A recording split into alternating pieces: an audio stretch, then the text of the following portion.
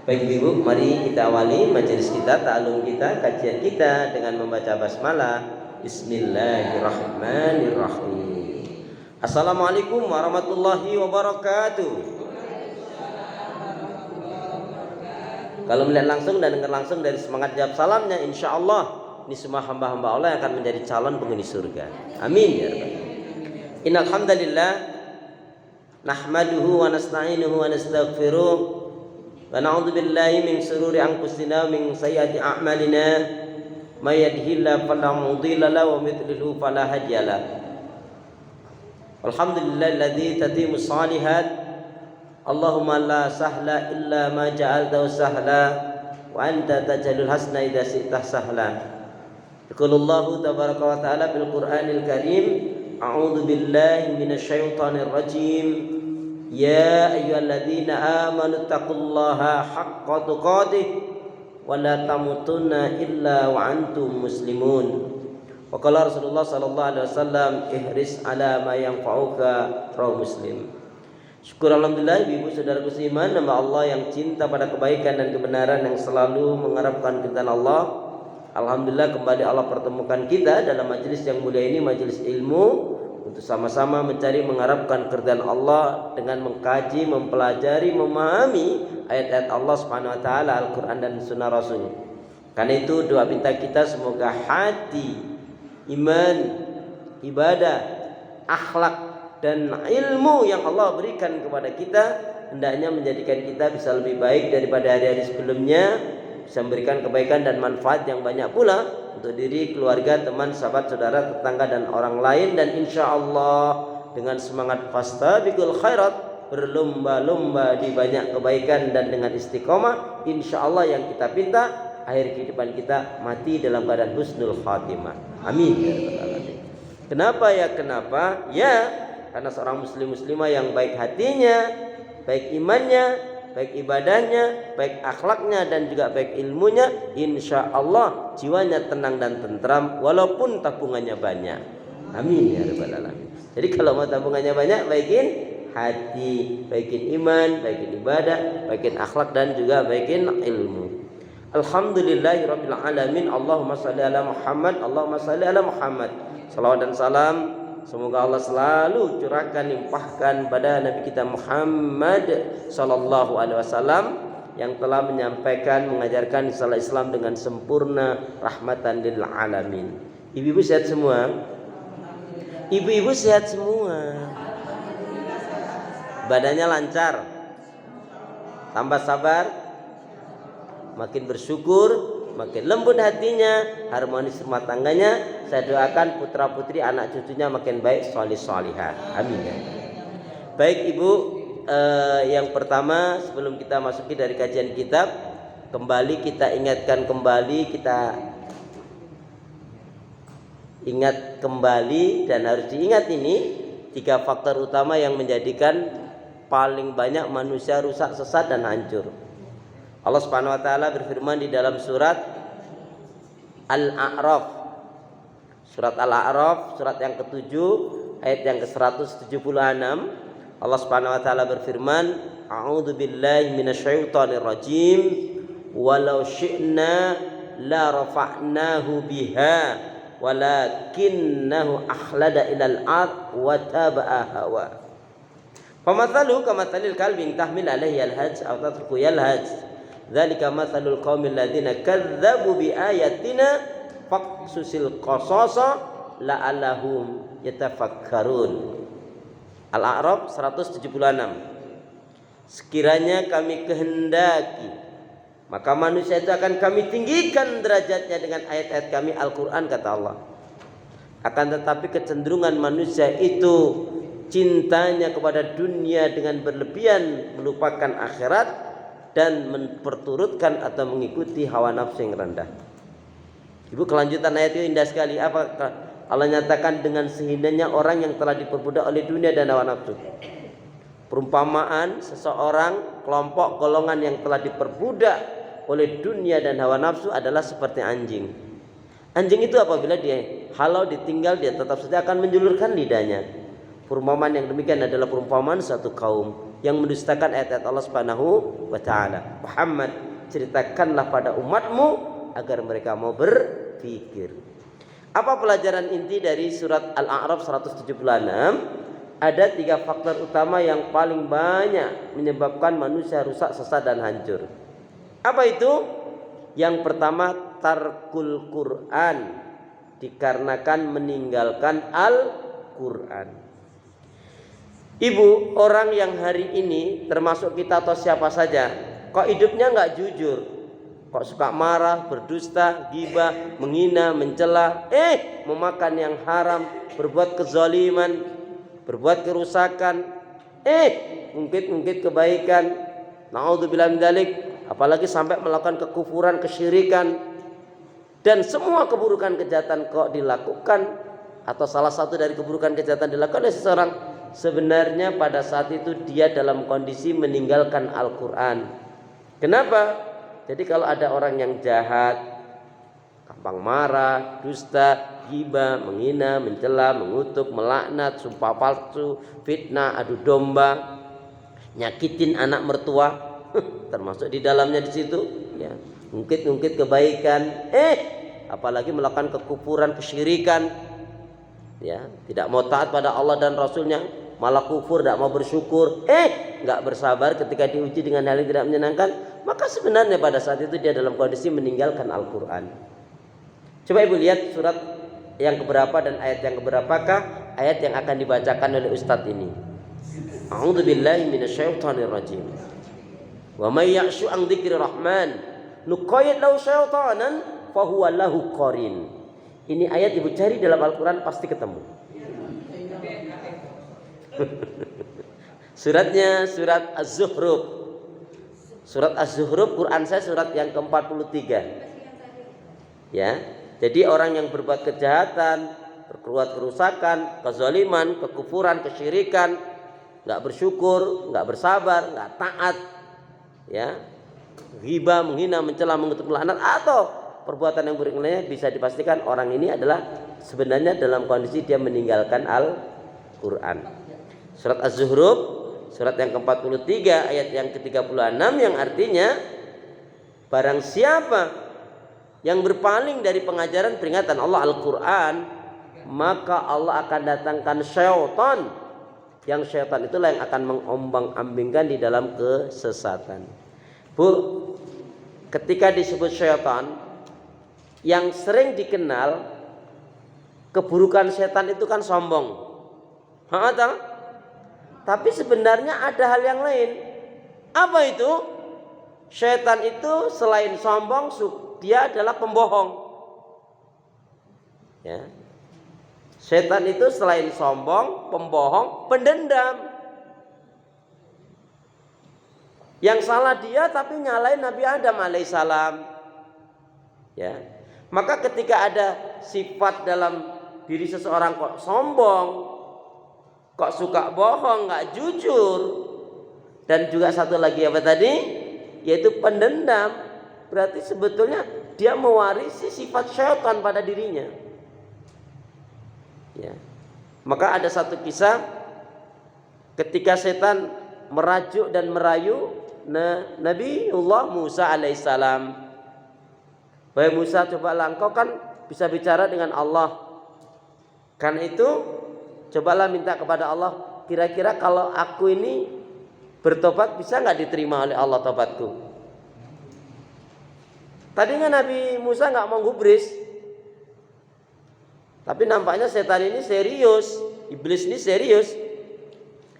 Maka memohon petunjuk pada Allah. Singkatnya, boleh. Ternyata bagaimana Musa? Ya, ternyata Allah akan mengabulkan tobat kamu. Senengnya iblis gak karuan. Padahal sudah dikutuk, dilaknat oleh Allah, katanya akan sampai hari kiamat tidak akan diampuni. Kok ini ada berita gembira, yaitu akan diterima tobatnya. Tapi ada syaratnya tobatnya. Apa itu? Kamu harus sujud di makamnya Adam alaihissalam. Nggak mau dia. Oh nggak mau saya. Lawang Adam masih hidup aja saya nggak mau. Masa sudah mati saya harus sujud. Sujud di sini bukan menyembah loh, Bu. Artinya memberikan penghormatan. Nah, ini menunjukkan ibu harus ingat, Allah ciptakan kita ini untuk banyak mengingat Allah. Allah ciptakan kita untuk banyak mengingat Allah. Berarti kita nggak perlu lagi mengingat dosa orang, salah orang, aib orang. Tinggalkan, tutup buku. Bengkulu, Semarang. Dulu. Kita disuruh mengingat Allah, nggak mengingat kesalahan orang, nggak mengingat dosa-dosa orang. Capek sendiri.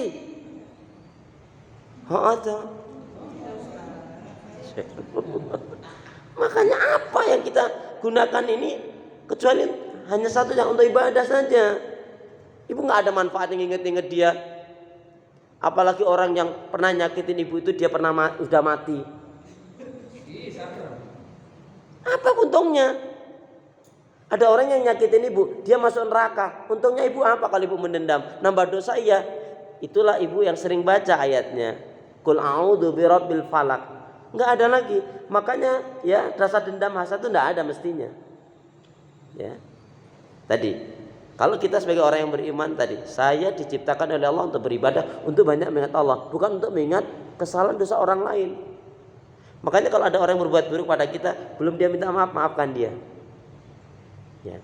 Nah, ikhlaskan, makna ikhlas itu Bu, makna ikhlas itu kalau ada orang yang zalim kepada kita, makna ikhlas itu apa? Memaafkan, melupakan keburukannya, ya, dan mendoakan yang baik-baik. Selesai urusan. Nggak bisa aku, sakit, katanya gitu. Sampai dia mengekspresikan, aku tuh kalau ingat kejahatan, kezaliman padaku, luka yang kurasakan itu susah gitu. Manfaatnya apa? Nggak ada. Dah, kalau kita memang orang mau baik, segala satu yang menjadi penghalang ke surga itu harus kita tutup. Jina benci. Nah, ya. Jadi orang yang akan rugi, ya walaupun dia rajin sholat, tetapi dia nggak mau hidup mengikuti Al-Quran, dia akan mudah dikuasai oleh syaitan. Tadi yang suka marah, dusta, ghibah, menghina, mencela, mengutuk, melaknat, nyakitin anak mertua, ngungkit kebaikan, ya. Apalagi tadi sombong, ya, bohong, dendam. Naudzubillah min dzalik. Itu semua ada pada sifat-sifat syaitan. Kalau ada pada diri kita, cepat segera tutup. Bu, yuk bergegaslah. Waktu kita tidak terlalu lama. Waktu kita hanya sebentar saja. Kita semangat mati, nggak semangat mati. Orang mati itu Bu nggak harus tua dulu. Di sini yang paling tua siapa? Wasdar 66. Oh 64, saya tahu kok. 64 beliau itu sudah bisa tetangga. 25 66. Ini 66. 66 itu mudah banget kalau dibanding dengan 88 masih jauh Bu. Iya. Masya Allah. Tapi masalah kematian kan nggak harus tua dulu, nggak harus sakit dulu kan. Kullu nafsin dha'iqatul maut. Setiap yang berjiwa pasti akan mati. Orang kaya, orang miskin, raja-raja, rakyat, murid, udah sampai situ. Kenapa ya setiap saya tanya yang satu ini kok pakai nunjuk-nunjuk guru? Padahal saya tuh ngomongnya ya cuman halus, murid juga mati, kan begitu. Padahal ibu gak usah nunjuk-nunjuk itu juga saya ngerti Bu gitu loh. Tapi ya sebagai guru yang baik kan ikhlas kalau muridnya mau duluan ya silahkan kan gitu. Loh iya toh. Kayaknya nggak bijak banget ya guru kok maunya duluan dulu ya. Jadi dalam hal ini ya nggak apa-apalah kalau guru yang bijak kan ya muridnya silahkan lah kalau mau duluan kan gitu. Itu nggak baik, itu doa yang nggak baik itu ya. Astagfirullahaladzim. Jadi saya ulangi ya, orang rusak, sesat, hancur satu karena meninggalkan Al-Quran. Ya tadi ayatnya surat Az-Zuhruf surat 43 ayat 36. Wa may ya'shu an dzikri rahman nuqayyid lahu syaitanan wa huwa lahu qarin. Barang siapa yang dia berpaling dari pengajaran peringatan Allah Al-Quran, maka Allah akan datangkan syaitan yang syaitan itulah yang akan mengombang-ambingkan di dalam kesesatan. Sekali lagi, yuk bergegaslah. Waktu kita tidak terlalu lama, waktu kita hanya sebentar saja. Kita semangat mati, nggak semangat juga mati. Tapi alangkah baiknya semangat kita dalam kebaikan ibadah dan amal salih. Yang kedua, manusia rusak sesat hanyut dikarenakan yaitu terlalu mencintai dunia, lupa akhirat. Bu, apapun yang ada di dunia ini, sebaik apapun, semahal apapun, pada akhirnya kita tinggalkan, Bu. Ibu punya baju yang harganya 17,5 juta. Ya, waktu itu tawar-menawarnya sampai segitu gitu. Itu ketika jenengan meninggal, itu baju juga enggak menyertai, sama pakai kain kafan. Bahkan Bu, ini pelajaran penting. Ketika ada yang meninggal dari kalangan sahabat Nabi, orang kaya, karena dia kaya maka kain kafan untuk bapaknya ini yaitu dibelikan kain sutra. Rasulullah bertanya, kalau bahasa mudanya gini, li aisyin hadza, li aisyin hadza, ngerti Bu Mir? Untuk apa ini? Ya ini untuk kain kafan orang tuaku Rasul. Inti itu untuk kain kafan abiku. Maka jawabnya Rasulullah indah sekali. Ketahuilah yang hidup lebih berhak memakai ini. Ini menunjukkan bahwa sesungguhnya kalau orang yang sudah mati itu nggak usah terlalu yang bagus-bagus. Misalkan ada mori 1 meternya 100.000, yang satu lagi 1 juta, yang satunya lagi 10 juta, pakai yang 100.000. Wong dia mau dimakan tanah aja. Maka ibu nggak usah menggunakan pemborosan, ya, karena ini untuk pelajarannya tadi, yang hidup berhak memakai ini. Saya sudah pernah ke Kerawang itu, Memory Garden itu, kuburannya memang cukup rapi, mahal. Waktu itu ada orang tua murid yang meninggal, alhamdulillah saya bisa bertakziah sampai mengantarkan ke pemakaman. Itu rapi kuburannya itu. Tapi walaupun rapi kuburannya Bu, itu nggak ada kulkasnya, AC-nya itu nggak ada itu, nggak ada. Nah makanya apa? Yang meninggal itu yang terpenting membawa bekal yang terbaik. Ya, itu paling penting. Ibu dimakamkan di pemakaman yang harganya 5,5 juta, dengan yang 50 juta, dengan yang 100 juta sama Bu. Tapi ada satu hal yang penting, saya ingin ingatkan betul, karena di tempat lain sudah saya ajarkan. Maka di mana saya tempat mengajarkan, ini yang sedang saya boomingkan. Apa itu? Ibu mohon maaf, panjenengan yang merasa sudah agak tua, sudah merasa sering sakit-sakitan, dan kayaknya kematian sudah dekat. Lo ini misalkan begitu. Misal. Apa yang perlu jenengan lakukan? Segeralah jenengan menulis wasiat wakaf. Apa alasannya? Kalau sudah ditulis wasiat wakaf, misalkan, nah, apabila sewaktu-waktu ibunda meninggal, mama meninggal, umi meninggal, mami meninggal, ayah meninggal, kalau seorang laki-laki, bapak meninggal, maka yang 100 juta dari nilai rumah ini atau 200 jutanya, 300 juta, tergantung angkanya ya. Tolong wajib kamu wakafkan atas nama mama, atau kalau bapaknya berwasiat, ayah. Apa alasannya? Itulah yang insya Allah akan menjadi penolong penyelamat kita di alam kubur, alam barzakh. Kalau ibu tidak melakukan demikian, kita tidak melakukan demikian, kita mati Bu, itu harta hanya jadi warisan. Warisan ini sangat tergantung anaknya baik atau tidak. Tapi tidak ada jaminan dia akan mewakafkan sebanyak nilai yang kita lakukan. Misalkan kita niatkan wakafkan 100 juta. Kalau anak kita mungkin, Dek kamu berapa Dek? Aku 7 juta aja. Ya udah kalau gitu aku yang 3 juta. Tapi ketika duit kita kok, harta-harta kita kok, perjuangan kita kok, yang perlu kita sayangi, yang perlu kita cintai, yang perlu kita senangkan, ini untuk menghadap Allah adalah dengan sebanyak amal kita, Ibu. Kalau 100 juta dari diri kita murni mutlak menjadi amal kita, dan tidak ada amal yang lebih baik setelah kematian kita kecuali jariyah. Kan idza mata ibnu Adam, apabila anak Adam mati kan terputus inqata akan ila thalatha, kecuali 3 hal kan. Shadaqatun jariyah, ilmu yang bermanfaat dan doanya anak yang saleh. Dan ketika kita belum berwasiat, mohon maaf Ibu, ya tadi sangat tergantung, tadi menjadi waris saja sangat tergantung anak kita, dia akan berikan untuk wakaf atau tidak. Maka menurut saya wasiat wakaf itu wajib. Wong kita yang potong panting kok Bu, lagian anak cucu tuh punya garis rezeki sendiri.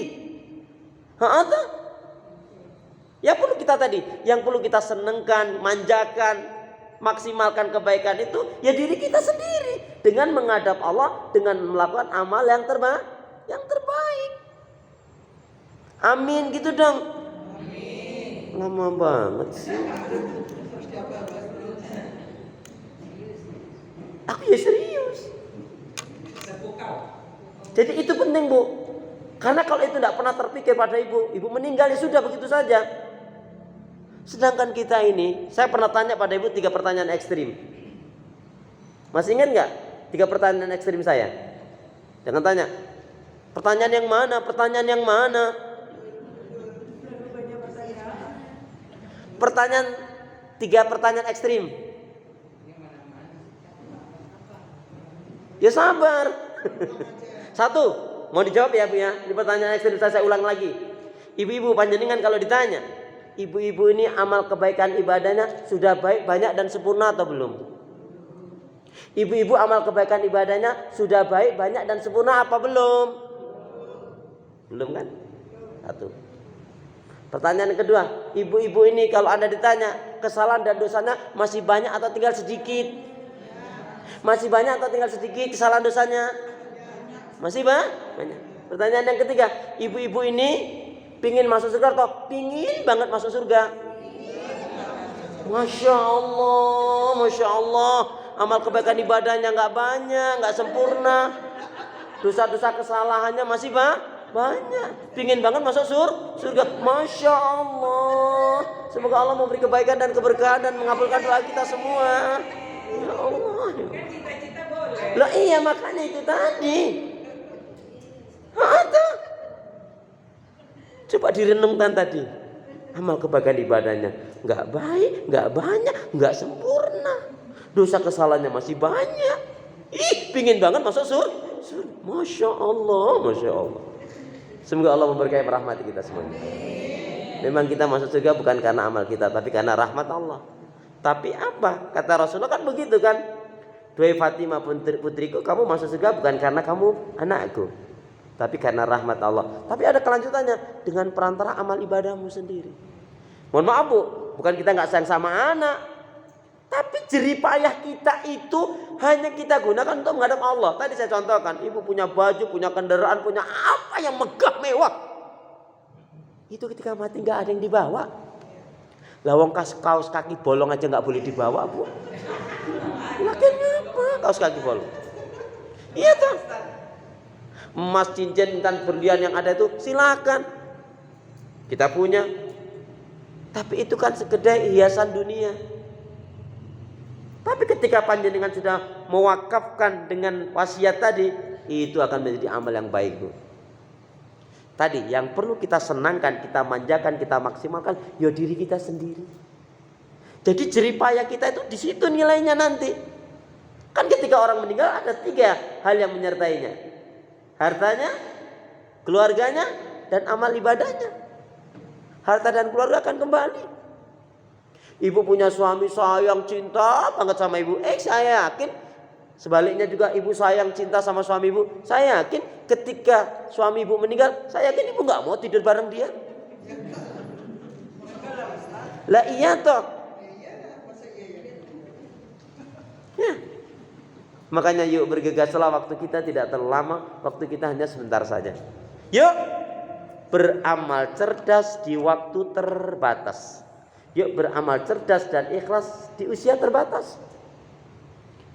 Saya melihat ibu-ibu ini nggak akan kembali muda lagi, Bu, nggak akan. Lah iya. Makanya persiapan sebanyak mungkin. Lah kita ini kan ngaji, sholat, zikir, istighfar, baca Quran. Ini kan untuk membawa bekal, menjadikan bekal kita menghadap Allah kan. Nah tadi ibu meninggal tadi, ya sudah menjadi waris anak-anak saja. Ya kalau anaknya berpikir untuk wakaf untuk orang tuanya. Kalau enggak, ya. Kalau anak-anaknya susah, orang tuanya lebih baik ngasih ke anaknya semua atau ada wakaf? Ya, tetap. Karena masing-masing anak itu gak ada jaminan. Dengan kita wariskan sebanyak mungkin, apakah jaminan nanti dia gunakan untuk kebaikan? Tapi ketika kita sudah wakafkan, itu kan mutlak menjadi milik kita. Tentunya sangat tergantung ya. Ya misalkan kalau rumahnya harganya 1M, kan dia juga berwasiat gak boleh lebih dari 1/3 kan. Paling maksimal 300. Kalau 100 juta kan hanya 30 juta kan. Tapi ketika kita masih hidup, apalagi nilai rumahnya, kendaraannya itu angkanya baik, ya, maka tadi bahasa saya tadi, yang perlu kita senangkan, yang perlu kita manjakan, yang perlu kita betul-betul melakukan banyak kebaikan untuk menghadap Allah itu ya tadi, bentuk yang paling aman, yang paling baik, wakaf atas nama diri kita. Suami istri diskusi, Pak. Aku minta ya Pak ya, betul-betul kalau sewaktu-waktu aku meninggal, aku minta ya yang 100 juta dari nilai rumah ini wakaf untuk atas nama aku. Soal kapan pelaksananya enggak masalah.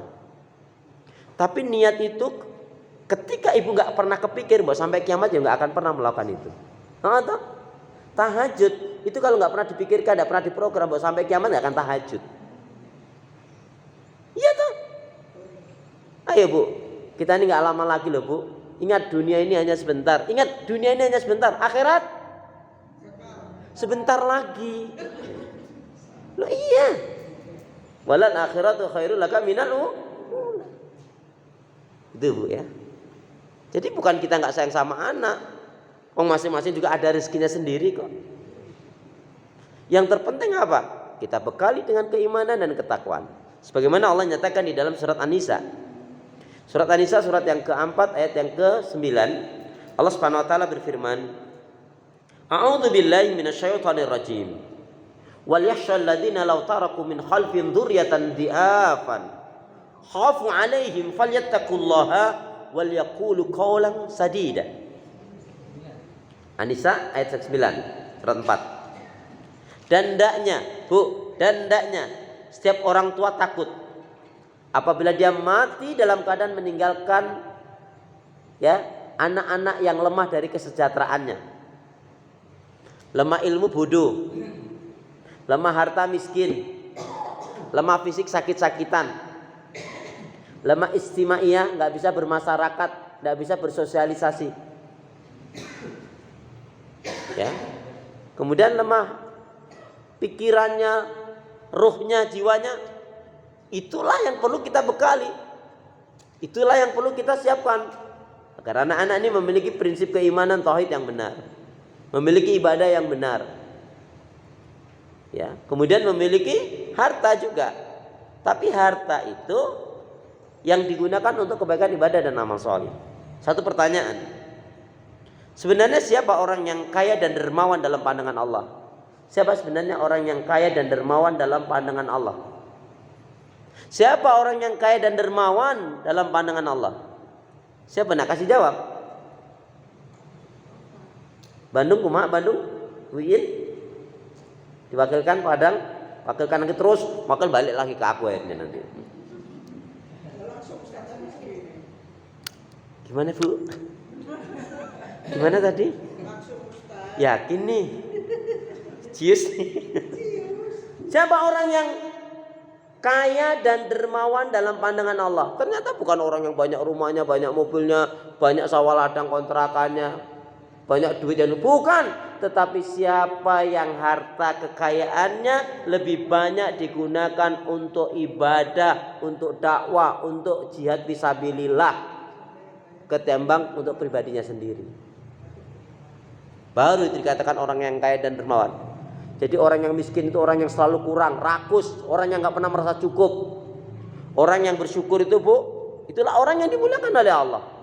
Kalau orang ini kurang terus padahal punya banyak ini banyak itu, orang itu orang miskin itu. Celakalah.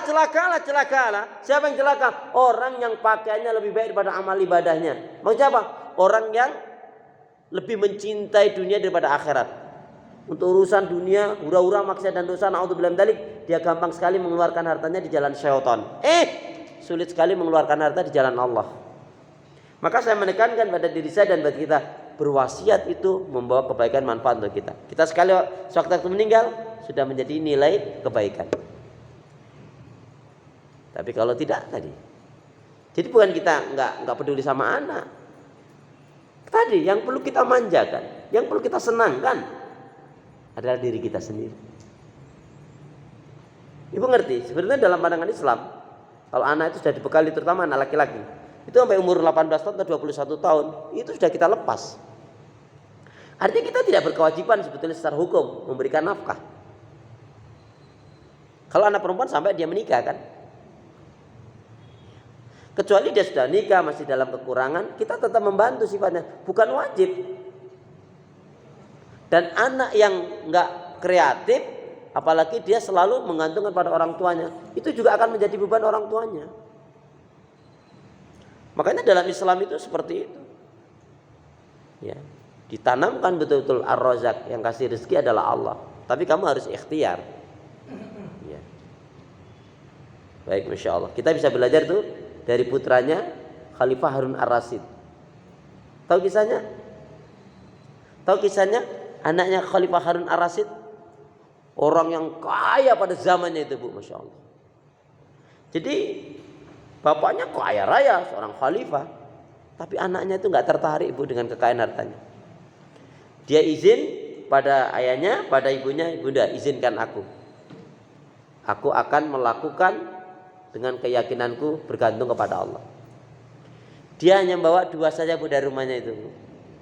Bawa uang hanya secukupnya, kemudian bawa cincin, ya, cincin ini nggak dari emas. Kemudian Quran. Dia mengembara. Dia mendakwakan ilmunya sampai orang tuh nggak ngerti kalau dia itu anaknya seorang khalifah. Dia rela menjadi, kalau bahasa kita sekarang apa, kuli bangunan. Tapi dia itu bekerja, Bu, apa? Yang dia pikirkan biar bisa infak sedekah. Karena apa? Allah suka dengan buah tangan jerih payah anak seseorang sendiri, bukan dari orang tuanya.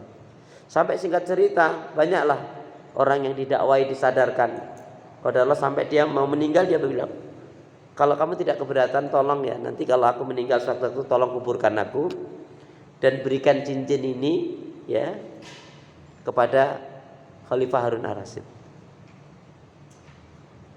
Oh ya, baik. Singkat cerita, diberitahu Khalifah, saya datang ke sini, ada anak muda. Oh ya, langsung disebut anak muda, dia langsung ingat.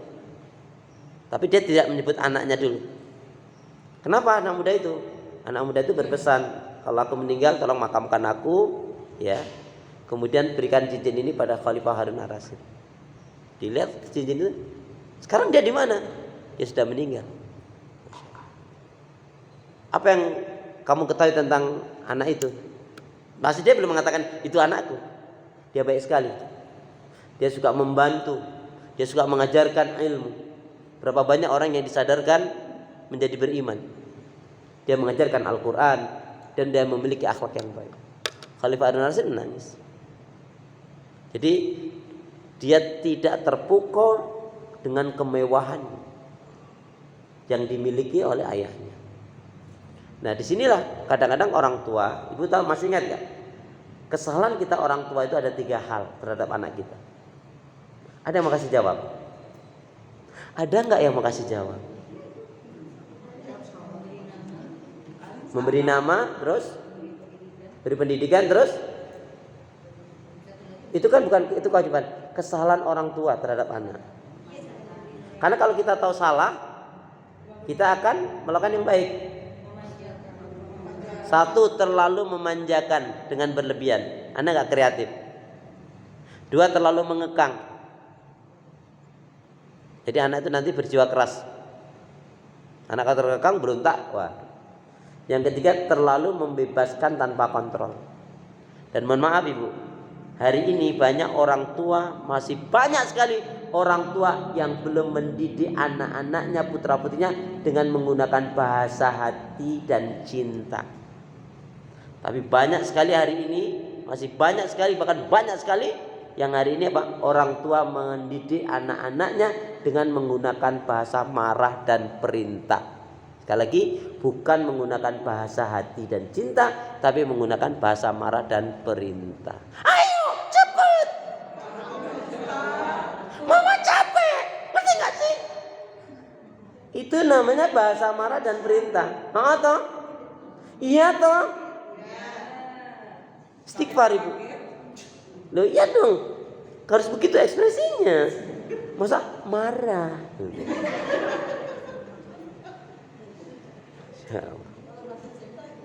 Bahasa cinta sayang, cantik, solih, solih. Masa kita mau masuk surga gitu sayang? Enggak gitu dong nak. Surga mahal kan sayang. Masa begitu lalut banget? Enggak. Ya kalau ngayal mungkin ibunya dulu juga ada masalah. Astagfirullah. Baik. Tadi manusia rusak sesat hancur, satu karena meninggalkan Al-Quran, yang kedua terlalu mencintai dunia. Masih ingat bu, kenapa kita tidak boleh terlalu mencintai dunia? Kalau ayatnya kan walal akhiratu khairul laka minal ula.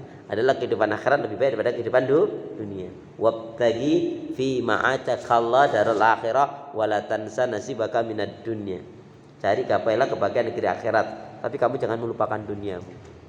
Tapi nggak boleh aja, jangan sampai melupakan akhirat.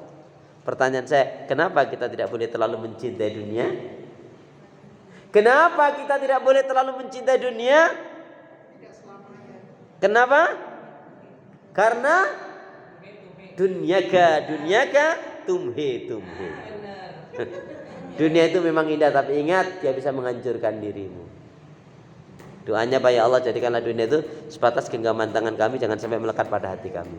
Yang ketiga, yang paling banyak menjadikan manusia rusak hancur, satu tadi meninggalkan Al-Quran, dua terlalu mencintai dunia, lupa akhirat, yang ketiga diperbudak oleh hawa nafsu atau mengikuti hawa nafsu. Na'udzubillah tsumma na'udzubillah min dzalik. Yuk kita berdoa dulu ibu. Bismillahirrahmanirrahim.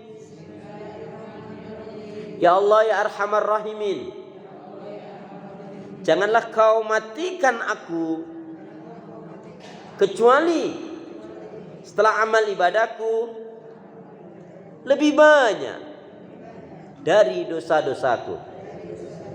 Ya Allah ya Arhamar Rahimin, berilah aku hati yang bersih, pikiran yang jernih, lidah lisan yang selalu jujur, akhlak yang mulia, hidup dan mati dalam ketaatan, keimanan, ibadah, sabar dan syukur. Amin ya rabbal alamin. Subhanakallahumma bihamdika asyhadu an la ilaha illa anta astaghfiruka wa atubu ilaik. Punya niat yang baik hendaknya segera tunaikan, beramal saleh jangan ditunda-tunda, sepatikan gabus, lebih cepat lebih bagus, berwiridan menurut cendrawasih. Cukup sekian, terima kasih. Wassalamualaikum warahmatullahi wabarakatuh.